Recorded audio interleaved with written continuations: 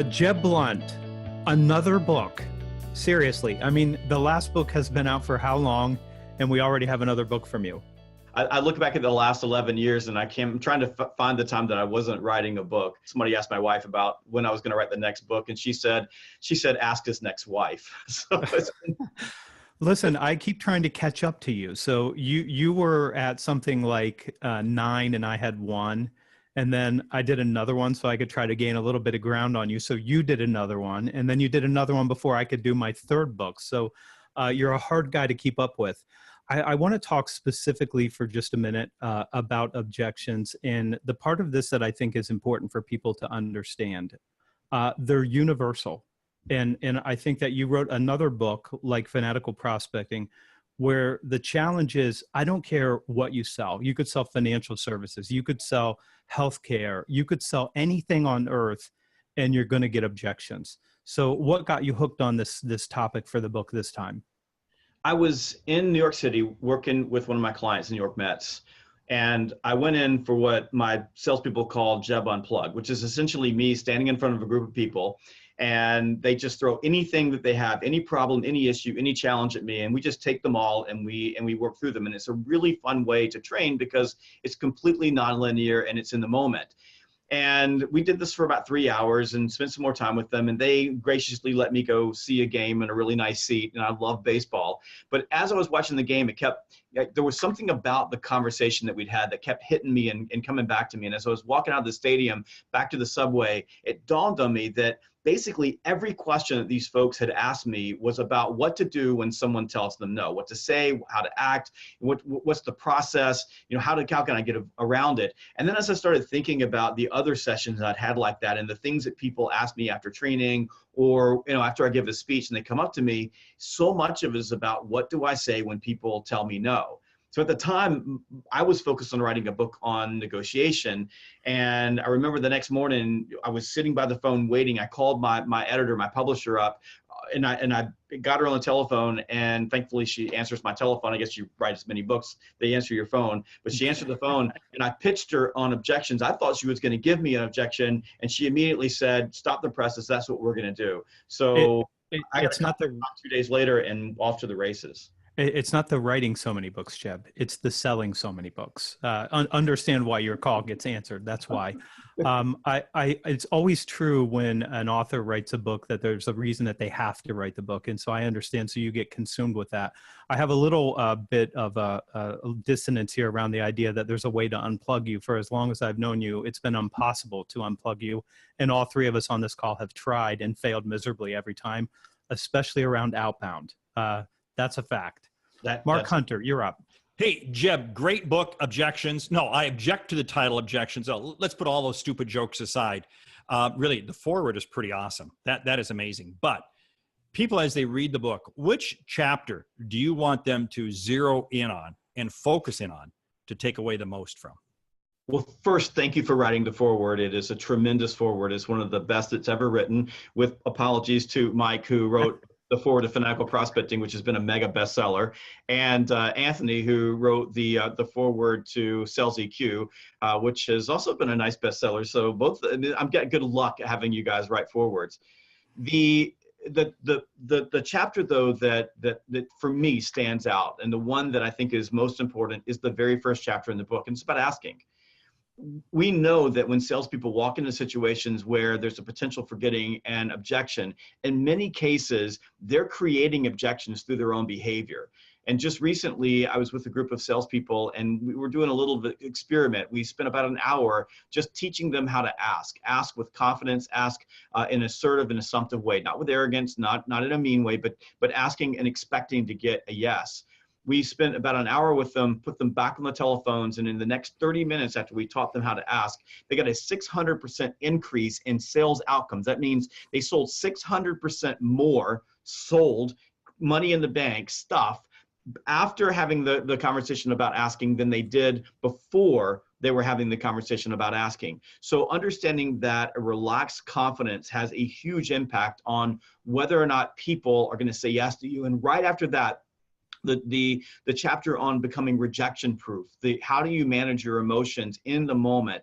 That chapter is fundamental to everything else in the book, because in every sales conversation and whenever you face an objection, it is the human being in that conversation that exerts the greatest amount of emotional control that's going to have the highest probability of getting the outcome that they want, which for a salesperson is getting past no and getting the yes. So it all begins with your ability to manage your emotions and reduce resistance. And so in my eyes, those two chapters, they're the ones that if I were reading the book, I want to go to first. So it'd be the forward and those two chapters, and that's Absolutely. it. Got it. Absolutely. And I'm not pitching Outbound here, except I kind of am. If you want to see Jeb do that and teach somebody how to do that in real life, show up at Outbound. It's been tremendous both years. Mike Weinberg. Yeah, thanks, Anthony. It's funny, I was going to go to Outbound and ask Jeb a question, but first I just need to rib him. Not that he's the hottest sales author of the decade.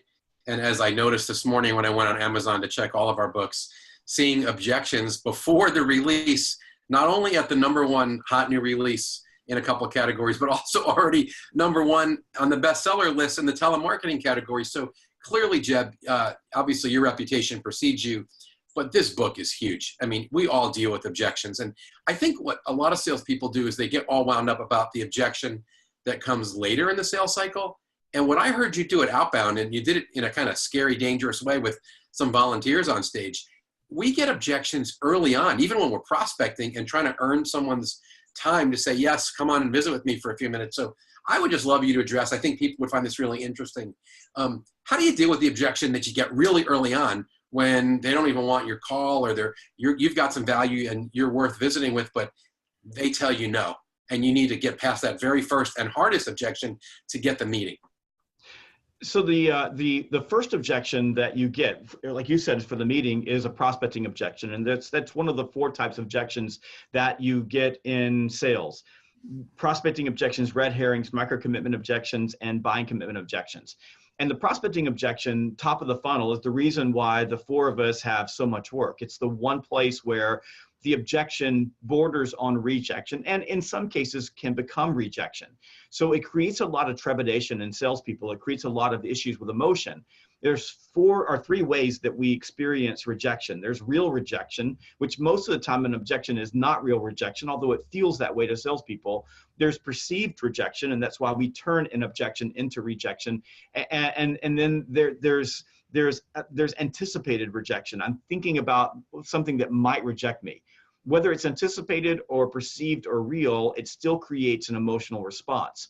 So for salespeople, in the hardest part of the selling process, which is top of the funnel, interrupting a stranger, asking them for their time, the hardest ask in sales, emotional control in these situations becomes even more important. And in the book, we give you a 3-step process for dealing with these type of brush-offs, rejections, and reflex responses that you get when you're prospecting, that allow you to gain control of your own emotions in the moment, so that you can think, and then at the same time, how do you disrupt your prospect's resistance and turn them around and bring them back towards you by doing or saying something that's non-complimentary. In other words, it's something that they're not expecting, so that when you do or say that thing, all of a sudden it flips them around and they're willing to work with you. And now that you have emotional control, you can go back to your assumptive, assertive state. And that's what it takes, because we're not going to take away the sting of being told no when you're prospecting. What we have to do is we have to learn frameworks that allow us in context to get control of the emotion,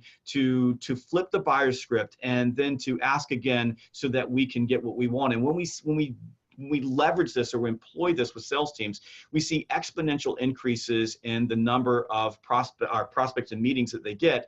And Mike, I sent you a picture this week of one of the people that I was training using something that you teach, and it's a really simple thing. He used the ledge, which he said that's why I called. The person told him no, and he said, well, that's exactly why I called. So why don't we meet anyway? A very simple turnaround that you teach. And he said, how about 1 o'clock on Thursday? And there was silence on the phone, and I could see his heart pounding. And all of a sudden he goes, oh yeah, okay, well 12 will work. And then he looked at me and said, I just can't believe that worked. He kept saying it over and over and over again. But we saw in this group, when they employed this simple 3-step process that you'll find in the book, that they were easily able to get past most of the objections that they found and set good meetings with high quality prospects. I love it. I love it. I got 3 words for the folks that follow us online. Get the book. You need this book. I loved it. I laughed. Jeb, you had me in the introduction. The story about your reaction, and you kind of undersold it here when you were telling Anthony, of when you decided you needed to write this book based on what happened with the Mets. Unbelievable. You just drew me right in, and this book's a winner. Very excited for you. Thank you. I will say that of all of your books, this is probably the best written. And I think we're experiencing right now what I'm calling peak Jeb. This is Jeb at the height of his power and his strength. And you absolutely must pick this book up. It's wonderful. Thank you. Appreciate it very much. You know, when you pick up the book, though, you really don't pick up one copy. You pick up multiple. You need a hard copy that you can highlight. You need a copy to keep on your device. And then you need an audio copy. So you got to get 3 copies. And then while you're at it, get a copy or 2 for your boss. All right. One final closing thoughts here. I will say this book will be a bestseller. I'm going to predict it goes into the top 80 books in the top 100 on Amazon out of over 8 million books. I think it's going to reach the top 80. That's my prediction. And the second thing that I'll say in my closing remarks is if you have not picked up tickets for Outbound, reach out to any one of us. You got to be there. It's going to be huge. And you'll get to see some of this stuff live in action because that's what Jeb does. Mark Hunter, closing remarks. Closing remarks. I mean, you got to get the book. You got to get the book Objections, and you got to be at Outbound. You know, it's really interesting. When you watch Jeb bring people up from the audience on stage to walk through, that is worth the price of admission right there. But hey, you got to be there at Outbound. Tickets right now. Go there. Get them. Mike Weinberg. Yeah, I'd say be wary of the sales experts who tell you that all the stuff that used to work doesn't work anymore. Because you're looking at 4 guys who were preaching a lot of truth that used to work, and it still works. And we've always gotten objections, and we've always had to deal with them. And when you blend in what Jeb taught us in Sales EQ about managing our emotions and our relationships and how we're perceived with the techniques and some of the science in objections, nothing will stop you. Just get this book and put it to practice. You'll be so, so thankful. Mr. Big Time Author, you get the closing remarks here. What do you have to say? Well, first of all, thank you. It's awesome to have great friends who have all are accomplished authors, travel all over the world. I think that if you were to add all of our miles up, that the 4 of us have flown so far this year, helping sales teams everywhere make transformational changes, I'm betting you'd be close to 1 million miles flown so far this year. So I'm truly grateful for you guys for your support with Objections and for people who are thinking about buying the book. I think that you'll love this book. I do agree with Anthony. Of all the books, this one is the one that everything kind of came together just at the right time. So I think you'll love it.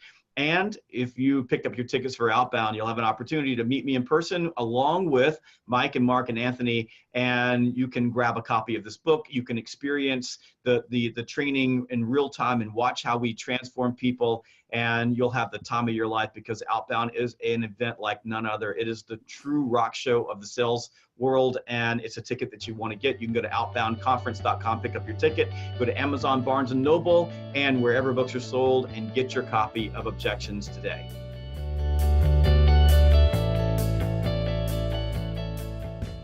I'm getting good luck at having you guys write forwards. Yeah. Hey, Jeb, first of all, you know, the book, I really question the entire book. Now, the foreword is absolutely awesome. But okay, but I think there was a better forward in a previous book. I think Sales EQ. Yeah, Sales EQ had I think it was his book before that had the best forward. I'm just saying. Hey, Mike, who allowed you to get into this conversation? Jeb, here's your clap, all right?